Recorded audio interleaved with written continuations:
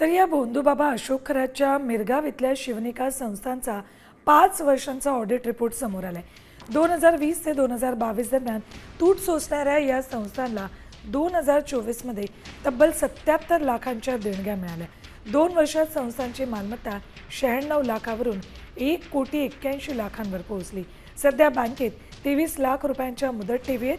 या कॉर्पोरेट प्रगतीमुळे अनेक संशय आणि प्रश्न निर्माण झालेत. शिवनिका संस्थांची कोट्यवधींची झेप कशी झाली हे यातून समोर आलेलं आहे.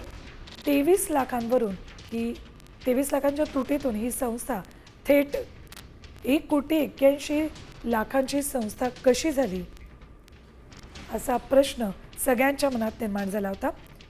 96 लाखांची मालमत्ता थेट 1.25 कोटींवर पोहोचली.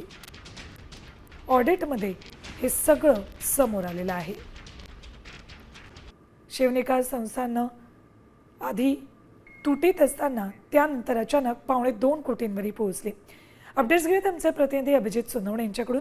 अभिजित, खराचे एक एक कारनामे समोर येत आहेत आणि आता त्याचं संस्थान शिवनिका या संस्थांनाही कशी कोट्यवधींची झेप घेतली तेही पुढे आलंय.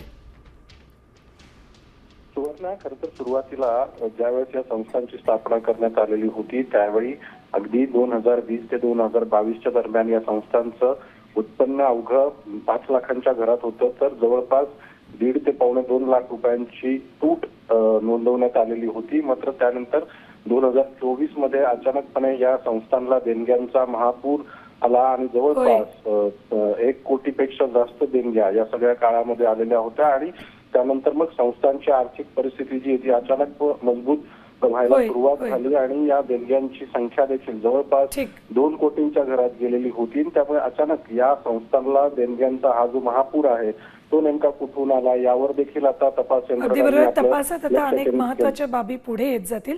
धन्यवाद अभिजित संपूर्ण माहितीसाठी.